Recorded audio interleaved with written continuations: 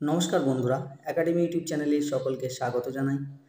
পশ্চিমবঙ্গের ভোটার তালিকা সংশোধন প্রক্রিয়া নিয়ে সাধারণ মানুষের মধ্যে প্রচুর পরিমাণে উদ্বেগ এবং ভুল ধারণা রয়েছে।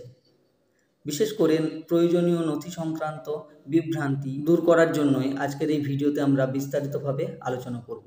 তো আপনার মধ্যেও যদি এই প্রয়োজনীয় নথি সংক্রান্ত কোনো বিভ্রান্তি থেকে থাকে, তাহলে এই ভিডিওটা আপনার জন্য একটা গুরুত্বপূর্ণ ভিডিও হতে চলেছে। তার আগে বলে রাখি, যদি আপনি এই চ্যানেলে নতুন হয়ে থাকেন অবশ্যই চ্যানেলটি সাবস্ক্রাইব করবেন এবং পাশে থাকা বেল আইকনটি প্রেস করবেন যাতে সবার আগে নোটিফিকেশন পেয়ে যান। বিশেষ নিবিড় সংশোধনীর ঐতিহাসিক প্রেক্ষাপট। পশ্চিমবঙ্গে ভোটার তালিকার বিশেষ নিবিড় সংশোধনী নতুন কিছু নয়। এর আগেও 2001-2002 সালে এই প্রক্রিয়া চালানো হয়েছিল এবং 2002 সালের 1 জানুয়ারি চূড়ান্ত ভোটার তালিকা প্রকাশিত হয়েছিল। এই 2002 সালের ভোটার তালিকাটি অত্যন্ত গুরুত্বপূর্ণ, কারণ যদি আপনার নাম এই ভোটার তালিকায় থেকে থাকে তবে আপনাকে ইতিমধ্যে ভারতের একজন বৈধ ভোটার হিসেবে গণ্য করা হয় এবং নির্বাচন কমিশনের পক্ষ থেকে সাধারণত আর কোনো প্রমাণের প্রয়োজন হয় না। সেক্ষেত্রে আপনাকে শুধুমাত্র 2002 সালের ভোটার তালিকার সেই পৃষ্ঠাটি জমা দিতে হবে যেখানে আপনার নাম রয়েছে। জন্মসাল অনুযায়ী প্রয়োজনীয় নথি। জন্মসালের উপর ভিত্তি করে নথি জমা দেওয়ার জন্য 3টি পরিস্থিতি তৈরি করা হয়েছে। এক্ষেত্রে ভিত্তি বছর হিসাবে 1987 সালের 1 জানুয়ারি এবং 2002 সালের 1 জানুয়ারিকে ধরা হয়েছে। জন্মসাল 1 জানুয়ারি 1987 সালের আগে যদি আপনার নাম 2002 সালের ভোটার তালিকায় থাকে তবে সেই পৃষ্ঠার কপি জমা দিলেই চলবে। যদি না থাকে তবে নির্দিষ্ট 11টি নথির মধ্যে যে কোনো একটি জমা দিতে হবে। 2 নম্বর হচ্ছে জন্মসাল যদি 1 জানুয়ারি 1987 থেকে 1 জানুয়ারি 2002 এর মধ্যে হয়, তাহলে আপনার নিজের জন্য 11টি নথির মধ্যে যে কোনো একটি নথি প্রয়োজন হবে। এছাড়াও যদি আপনার বাবা মায়ের নাম 2002 সালের ভোটার তালিকায় থাকে তবে সেই পৃষ্ঠার কপি যথেষ্ট। অন্যথায় বাবা মায়ের যে কোনো একজনের 11টি যে নথি সেই নথির মধ্যে একটি প্রয়োজন হবে। 3 নম্বর জন্মসাল 1 জানুয়ারি 2002 এর পরে আপনার নিজের জন্য 11টি নথির মধ্যে যে কোনো একটি নথি প্রয়োজন হবে। বাবা মা উভয়ের নাম যদি 2002 সালের ভোটার তালিকায় থাকে তবে সেই পৃষ্ঠার কপি জমা দিন। যদি না থাকে তবে উভয়ের জন্য 11টি নথির মধ্যে যে কোনো একটি করে প্রয়োজন হবে। যদি আপনার বাবা মায়ের নাম 2002 সালের ভোটার তালিকায় থাকে, এমনকি আপনার নাম না থাকলেও চিন্তার কারণ অনেকটাই কম। 11টি নথি সংক্রান্ত বিভ্রান্তি। বর্তমানে অনলাইনে যে 11টি নথির তালিকা ঘুরছে তা বিহারের জন্য প্রযোজ্য।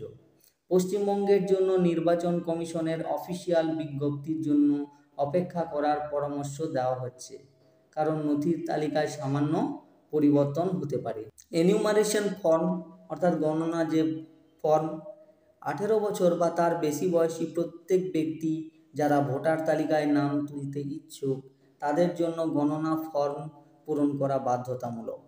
এই ফর্মটি বিএলও অর্থাৎ বুথ লেভেল অফিসার দ্বারা সরবরাহ করা হবে অথবা অনলাইনেও পূরণ করা যাবে। সাধারণ মানুষের যে উদ্বেগ এবং তার যে সমাধান। এপিক নম্বর পরিবর্তন। যদি 2002 সালের পর আপনার এপিক বা ভোটার পরিচয়পত্রর নম্বর পরিবর্তিত হয়ে থাকে তবে চিন্তার কিছু নেই। নির্বাচন কমিশন আপনার পুরনো এবং নতুন নম্বর লিঙ্ক করতে পারবে। যদি বানান ভুল বা জন্ম তারিখের ভুল হয়ে থাকে। 2002 সালের ভোটার তালিকায় নামে বা জন্ম তারিখে ছোটোখাটো ভুল থাকলে তা সাধারণত কোনো সমস্যা নয়, বিশেষ করে যদি আপনার বর্তমান এপিকে সঠিক তথ্য থাকে। বড় ধরনের ভুলের ক্ষেত্রে আপনি 11টি বিকল্প নথির মধ্যে সঠিক তথ্য সহ একটি ব্যবহার করতে পারেন। 2002 সালের ভোটার তালিকায় আপনার নামের পাশে এপিক নম্বর যদি না থাকে কিন্তু আপনার কাছে বর্তমানে এপিক নম্বর সহ ভোটার আইডি কার্ড থাকে, তবে সেটাই যথেষ্ট। ঠিকানা পরিবর্তন, বিশেষ করে বিয়ের পর মহিলাদের জন্য। ঠিকানা পরিবর্তন হলেও আপনার নাম 2002 সালের ভোটার তালিকায় থাকে, তবে আপনি এখনও একজন বৈধ ভোটার। আপনাকে শুধুমাত্র 2002 সালের তালিকা থেকে সংশ্লিষ্ট পৃষ্ঠাটি সরবরাহ করতে হবে। মৃত মা বাবা, যদি কারোর মা বাবা মারা গিয়ে থাকেন কিন্তু তাদের নাম 2002 সালের ভোটার তালিকায় ছিল, তবে আপনার আবেদনের জন্য এটি কোনো সমস্যা হবে না। রাজ্যের বাইরে থেকে আবেদন, পশ্চিমবঙ্গে প্রক্রিয়া শুরু হলে NVSP national voter service portal এর মাধ্যমে অনলাইনে গণনা ফর্ম পূরণ করা যাবে। নথি এবং ছবিও অনলাইনে আপলোড করা যাবে। পরামর্শ অর্থাৎ আতঙ্কিত না হয়ে পশ্চিমবঙ্গের জন্য নির্বাচন কমিশনের অফিসিয়াল বিজ্ঞপ্তির জন্য অপেক্ষা করুন। যে কোনো সমস্যার জন্য BLOর সাথে পরামর্শ করুন।